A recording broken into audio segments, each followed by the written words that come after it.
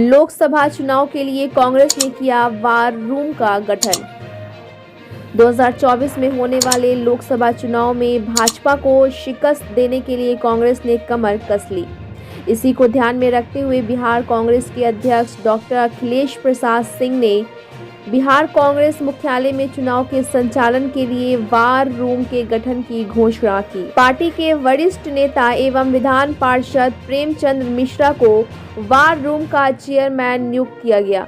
उनके नाम की घोषणा डॉक्टर सिंह ने की। वार रूम सीधे तौर पर दिल्ली के 24 अकबर रोड स्थित अखिल भारतीय कांग्रेस कमेटी के मुख्यालय से जुड़ा है।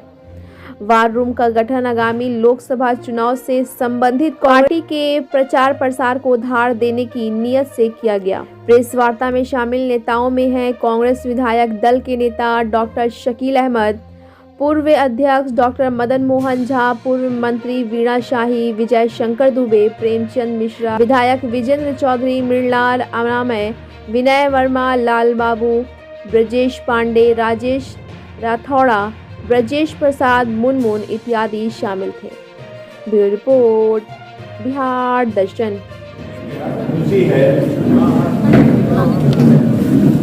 चुनाव के मद्देनजर एआईसीसी के द्वारा कांग्रेस पार्टी के प्रखर प्रवक्ता आलोक शर्मा जी को बिहार के लिए नियुक्त किया गया है। हम सभी इनका हार्दिक स्वागत और अभिनंदन करते हैं।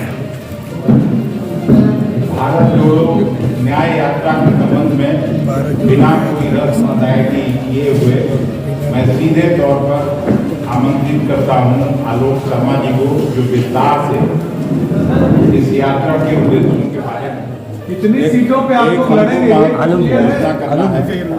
पहले वो सुन लीजिए।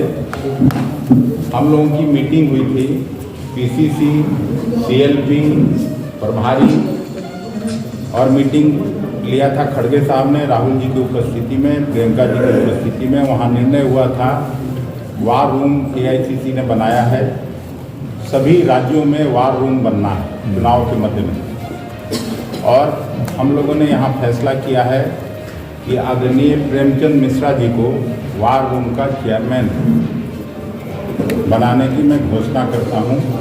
मैं इसको सेकंड और सीएलपी साहब ने सेकंड किया। बाकी 2-3 को चेयरमैन उसका घोषणा हम लोग बात करेंगे। Thank you. कितनी सीट पर लड़ेंगे अध्यक्ष जी, ये तो बता दीजिए। आलोक जी आपसे सवाल है सर, एक सवाल है। ये जानी जाती है कांग्रेस पार्टी की तरफ से मैं सर झुकाकर बिहार पार्टी की भूमि पर नमन करता हूँ, जहाँ से जितने भी स्वतंत्रता सेनानी कांग्रेस के तमाम स्वतंत्रता आंदोलन के शहीद रहे, हमारे पूर्वज रहे, उन सभी को मैं सर झुकाकर नमन करते हुए परमपिता परमेश्वर का धन्यवाद करता हूँ कि इस भूमि पर मुझे 2 शब्द बोलने का मौका उन्होंने आज दिया। और कांग्रेस पार्टी का बिहार नेतृत्व मेरे साथ बैठा हुआ है, हमारे अध्यक्ष जी, पूर्व अध्यक्ष जी, सीएम लीडर, एमएलए, एमएलसी, पूर्व मंत्री, तमाम फ्रंट ऑर्गेनाइजेशन के हमारे सीनियर लीडर्स, मैं सभी का धन्यवाद करता हूँ कि आज मुझे यहाँ पर बैठकर मौका मिला। और सबसे ज्यादा धन्यवाद मैं अपने प्रेस के बंधुओं को माफी के साथ, जो विलंब हुआ उसकी माफी के साथ आप लोगों का धन्यवाद करना चाहता हूँ कि आप लोग इतनी बड़ी तादाद में बड़ी सभी आए। जैसा कि अध्यक्ष जी ने बताया, आज का हमारा जो विषय है वो विषय है भारत जोड़ो न्याय यात्रा, और उसका जो मुख्य शीर्षक है, जिसकी प्रेस विज्ञप्ति हिंदी और इंग्लिश में मैं आपको प्रेस वार्ता के बाद जरूर अवेलेबल कराऊंगा कि किस तरह से 10 साल में जो पिछले 10 साल रहे हैं वो 10 साल अन्याय के काल रहे। हर क्षेत्र में अन्याय होता हुआ इस शासन काल में नजर आया है। 2014 में अगर आप मोदी जी के भाषण सुनेंगे, केंद्र सरकार के तमाम लीडर्स के वादों को सुनेंगे, तो स्वर्ग हमें भी लज्जा आएगी, उनको भी लज्जा आएगी कि उन्होंने कौन कौन से भाषण देकर सत्तासीन वोट होना। और वर्तमान में जिस तरह का अन्यायपूर्ण दौर चल रहा है, जिसमें चाहे आर्थिक अन्याय हो, चाहे सामाजिक अन्याय हो, चाहे राजनीतिक अन्याय हो, उसी को तत्वाधान में ध्यान में रखते हुए माननीय राहुल गांधी जी कांग्रेस पार्टी इम्फाल मणिपुर से लेकर और मुंबई तक की एक यात्रा भारत जोड़ो न्याय यात्रा निकालने जा रहे हैं। अध्यक्ष जी ने जैसे बताया, ये यात्रा लगभग 7,000 किलोमीटर लंबी 15 राज्यों से होते हुए और लगभग 66 दिन में ये पूरी होगी। बिहार प्रदेश में 2 बार यात्रा यहां से गुजरेगी और तब भी हम आप सभी साथियों से कहेंगे कि जो हमारी मूल भावना है इस यात्रा की, जो मूल संदेश है, उसको जनता तक पहुंचाएं। आज की प्रेस वार्ता का मुख्य उद्देश्य भी यह है कि जो यात्रा है उसके बारे में मैं ब्रीफ आपको बताऊं। एक बुकलेट हमने अभी आपके सामने लॉन्च की, उसी के मुख्य पृष्ठ जो थे वो अभी मीडिया के साथियों के सामने गए।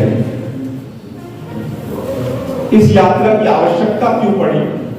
उस यात्रा की सबसे बड़ी आवश्यकता का मूल कारण रहा था कि किस तरह से आर्थिक आधार पर गरीब गरीब होता जा रहा है, अमीर अमीर होता चला जा रहा है। जिन लोगों ने कहा कि 2 करोड़ रोजगार प्रति वर्ष देंगे, आज वो रोजगार की बात नहीं करते। जिन्होंने कहा कि 2022 तक किसान की आमदनी दुगनी हो जाएगी, आज वो किसान की आत्महत्या पर बोलने को तैयार नहीं। जिन्होंने बड़े बड़े नारे दिए, बहुत हुई महंगाई की मार की बार उनकी सरकार, आज वो महंगाई पर एक शब्द बोलने को तैयार नहीं।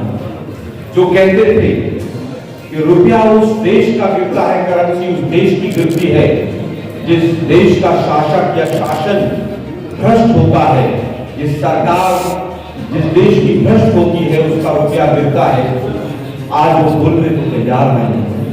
जो मर जवान मर किसान भाइयों बहनों मित्रों का नारा देकर आए थे, आज वो एनसीआरबी के आंकड़ों पर एक शब्द बोलने को तैयार नहीं है। जिन्होंने कहा था कि हम आएंगे तो 35 रुपए में पेट्रोल मिलेगा, डीजल मिलेगा, सबके खातों में 15-15 लाख रुपए यूं ही आ जाएंगे, और जो इनकम टैक्स पेयर सरकारी कर्मचारी हैं जिनका इनकम टैक्स ऐसे ही कट जाता है, वो चाय पर चर्चा